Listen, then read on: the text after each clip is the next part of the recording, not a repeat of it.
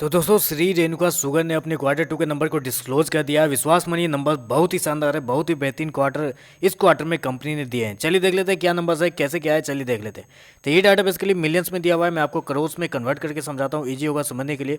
तो देखिए पिछले क्वार्टर में क्या हुआ था। पिछले क्वार्टर में कंपनी ने 1953 करोड़ का रेवेन्यू जनरेट किया था। पिछले साल 1378 करोड़ का था, जो कि बढ़ के इस क्वार्टर में अगर देखा जाए तो 2187 करोड़ के आसपास पहुंच गए।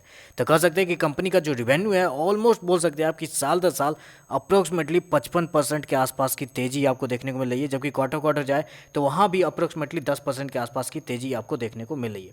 तो ओवरऑल नंबर तो बहुत शानदार दिए कंपनी ने रेवेन्यू के मामले में, क्योंकि क्वार्टर क्वार्टर साल दर साल कंपनी के रेवेन्यू के अंदर एक अच्छा खासा तेजी आपको देखने को मिल रहा है। चलिए कंपनी का एक्सपेंस देख लेते हैं, एक्सपेंस में क्या हुआ है।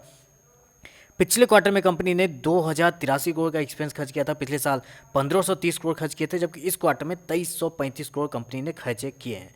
तो ओवरऑल जो कंपनी का प्रॉफिट है वो देख लेते हैं, क्योंकि इस क्वार्टर में हल्का सा अगर प्रॉफिट एक्सपेंस पे अगर कंट्रोल हो जाता कंपनी का तो बहुत बेहतरीन हो सकते थे। क्योंकि इस क्वार्टर में अगर अब मैं आपको गौर कराऊँ, चेंज इन इन्वेंट्री के नाम पे इस क्वार्टर में कंपनी को 655 करोड़ का लॉस लगा है। जी हाँ, ये गौर कीजिए, 655 करोड़ का लॉस लगा है चेंज इन इन्वेंट्री के नाम पे, जबकि पिछले क्वार्टर में कंपनी को मात्र 294 करोड़ का लॉस लगा था।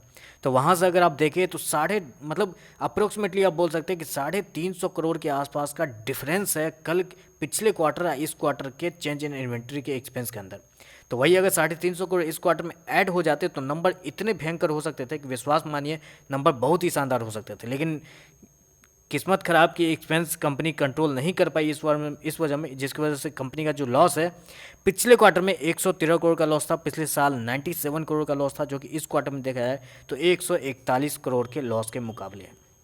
तो वही मैंने आपको बताया कि अगर यहाँ पे कंपनी अगर 350 करोड़ बचा लेती तो अप्रोक्सीमेटली यहाँ पे कंपनी का जो लॉस होता अप्रोक्सीमेटली 100 करोड़ के आसपास हो सकता था। जी हाँ, सॉरी 100 करोड़, 141 करोड़ के मुकाबले अगर यहाँ से निकाल देती तो अप्रोक्सीमेटली 800 करोड़ के आसपास का लॉस होता, जो मेरे हिसाब से साल दर साल और क्वार्टर क्वार्टर बहुत बेहतर हो सकता था।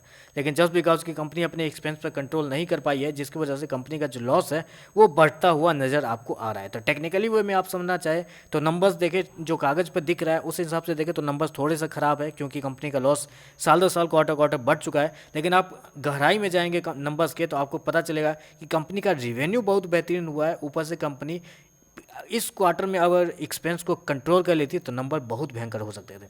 तो मेरे हिसाब से तो नंबर पॉजिटिव है। हो सकता है कि एक दो दिन की गिरावट उसके बाद ऊपर की रैली आपको देखने को मिल सकती है। तो मेरे हिसाब से बने रहिए, बेच के भागिएगा मत, क्योंकि नंबर्स अच्छे हैं, बस सेंटीमेंट थोड़ा सा वीक है। लोग बेच के भागना चाहे वो बेच के भागेंगे, लेकिन आप बने रहिए, 2-4 दिन बाद एक बड़ी रैली आपको देखने को मिल सकती है। तो बस यही बताना था, साथ में बताया तो वीडियो पसंद आए तो लाइक कीजिएगा, साथ में साथ चैनल को सब्सक्राइब जरूर कीजिएगा। आज के लिए बस इतना ही, धन्यवाद।